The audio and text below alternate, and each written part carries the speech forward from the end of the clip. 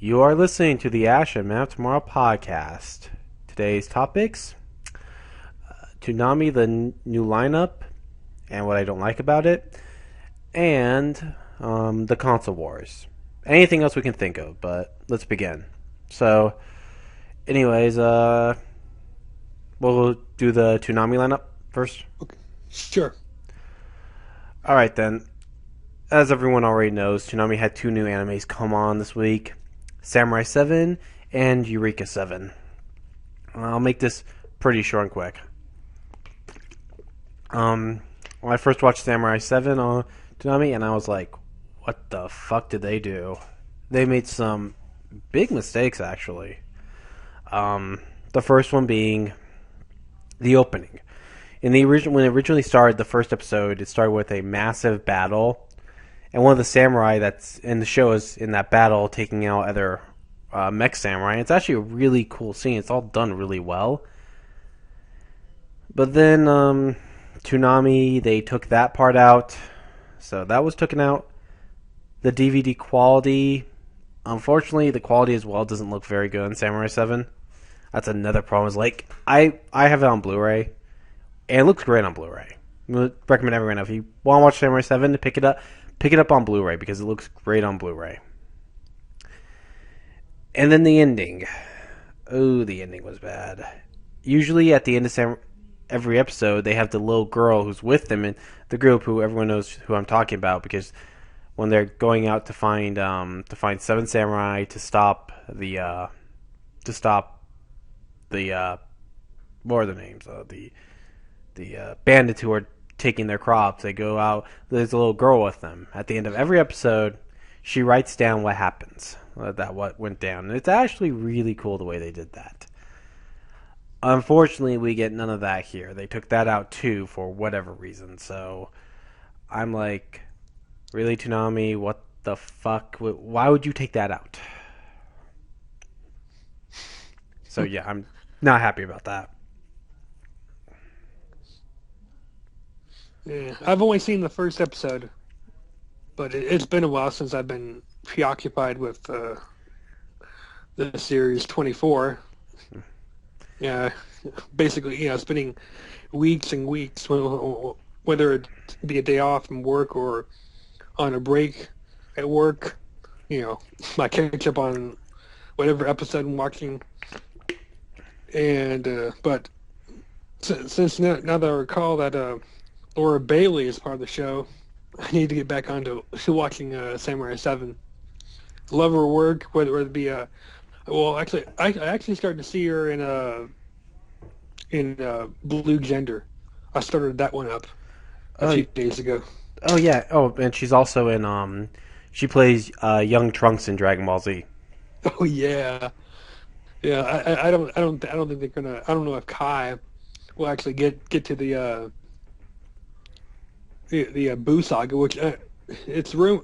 Some are saying that they might actually started the Boo saga, but it'll have to be fixed to where there won't be. I guess either redub it. I mean, not redub it. I mean, reanimate it because I Some think of the Funimation version, I believe it's a lot of filler. yeah. The Funimation version insists of Gohan chasing down a pterodactyl. And no, I'm not making that up, people. If anyone who hasn't seen Dragon Ball Z thinks I'm making that up, no. There's an episode where he has to find a pterodactyl. Doesn't Oh, right. You're talking about, yeah, Gohan, because yeah. it has to do with Great the Saiyaman. circus. Yeah. Oh, that was horrendous.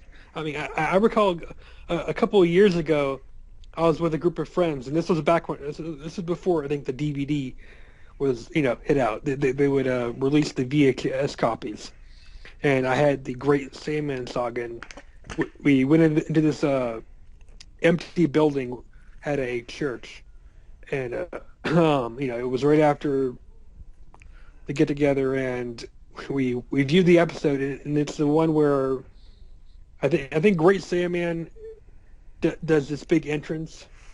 Yeah, it's not the one. It's not the one where he stops the speeding driver.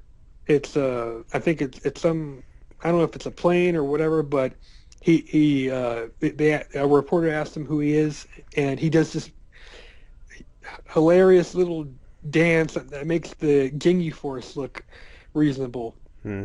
And the little girl goes, "What a geek!" And when she actually said that line, nearly everyone in the room burst into laughter because Yeah. yeah, I mean, I personally hope that they do reanimate it somewhat. It'll probably take a while, but if they do it, they got to have the part in the Boo Saga where literally the manga makes Videl look brilliant because she catches on to what Gohan is doing. Literally, the first time they meet up, Great Sandman and Videl, she tricks him into revealing his secret Yeah. identity. That that and let's see. Wait, what were we talking? Yeah, we're talking about About Funimation. about Toonami and their two new animes, but I'll bring up a little story right now for everyone since I think they'll get a kick out of this. It was okay. I was watching this was when Dragon Ball Z was still on Toonami. They were doing new episodes and stuff like that. Well, I was always picking episodes up on VHS before they came out onto the series. I always like to pick them up on VHS. I was always picking up the edited version because it was a lot more. It was a lot cheaper than the unedited version. The unedited version is freaking was like a little bit more money. So, in that time, I wasn't making. I wasn't making a lot of money. I was lucky if I got $30 for a week. So, I wasn't getting a lot of money. So I just bought the unedited. I always bought the edited version. So I picked up one of the new tapes. I had actually seen nothing of the World Tournament, the Boo Saga, Great Saiyaman at this point. There was a few of them all there, and I was like, and the newest one was Great Saiyaman. So I'm like, okay, I'll buy this one. Picked it up, watched it. First two episodes, I was like, what the fuck is this shit? What the hell? It's like, why is Gohan chasing a fucking pterodactyl? What's this have to do with Dragon Ball Z? Anything. And then we get to the fucking second episode, and it's what is it? It's Gohan in Hollywood or some shit. It was him getting his big break in Hollywood. I'm Oh yeah, going, well, not so much Hollywood. I mean, they were making Great Sandman the movie, and it was it had a little nod to Captain Red and Commander Black, and well, not them, but they sort of looked like them, and Gohan stumbled onto the set, and he doesn't know what's going on. They're making him do the stuff, and then he remembers, oh right, I gotta go uh, inform Krillin and the others that my dad's gonna come back to life for a day. Then he takes off. That was completely pointless. Why would anyone want to make a superhero movie out of a character like Gohan's? I mean, it's not like he was known around Japan that quickly. I don't know. I mean, but then we got to a good episode where Goten became a Super Saiyan, which was fun to watch. Well, that was a fun one to watch. So yes, like you want to turn into a Super Saiyan, and Yeah. that surprised Gohan, and then that sort of origin of how Goten became a Super Saiyan. That Mom thinks I'm a monster. Yeah, so I was just like, I was like, that was the only redeeming factor of that VHS. Because during that time, VHSs gave you 3 episodes for every VHS, so it's like, oh goody.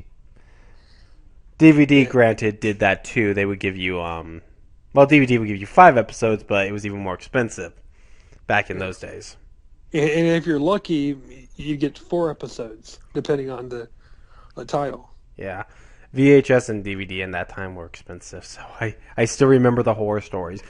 So anyone who wants to bitch the anime's too expensive, go back to the late 90s, early 2000s. Then you'll see what expensive anime looks like. And I'm not making that up either. Yeah, it's But, like, yeah, you want to go ahead? Say it? well, but yeah, continue. Oh yeah, if it wasn't that, I mean uh, I wasn't too crazy about the Great Saiyaman saga. I mean, I still remember the early days of the Funimation VHS, where the characters were still getting into their characters, and Laura Bailey, when she first did her audio for Little Trunks, where Gohan drops by the Capsule Corporation, and he wants to see Bulma to make a costume for him. That's when we're introduced to Kid Trunks, and the way how Laura Bailey first did that, it was rather humorous because I mean she was trying to test out her voice, and it was a little too deep. It was like, "Hey Gohan, how's it going?" Yeah. And yeah, I mean, with all props to Laura Bailey, I mean, she was trying, and it was humorous, but But then she improved upon it greatly. it still wasn't nearly as bad as when Funimation started first dubbing it. When they first started, that was bad. That was really bad dubbing at its worst. Like I don't even know if you've ever really watched it when it was originally started to be dubbed, but Oh yeah, it was like it was bad. Goku really just Sean he just had no clue how to do that role in the beginning. He just was like so lost, and he was overacting so bad. You could just tell by looking at him. He was just overacting it. Had no clue what he was doing. Chris Sabbath, when he did Vegeta and Piccolo, was just like you could just tell he was like he had no clue what to do. He was just they looked lost doing those roles at times. oh yeah. I still remember the audio for that. I mean, it was not terrible like the Ocean Blue. The When Ocean started, yeah. Not, why did I say Ocean Blue? Not Ocean Blue. The Ocean Dub. Correction, Ocean Dub. That was some of that dialogue is terrible. Even the European, which I can't recall. the big green dub. Yeah, the big green dub. Oh, What? y- Okay, I'll do it in a few minutes. Sorry.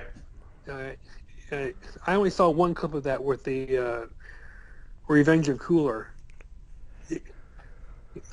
Some audio of Big Green, It's Big but yeah, Green.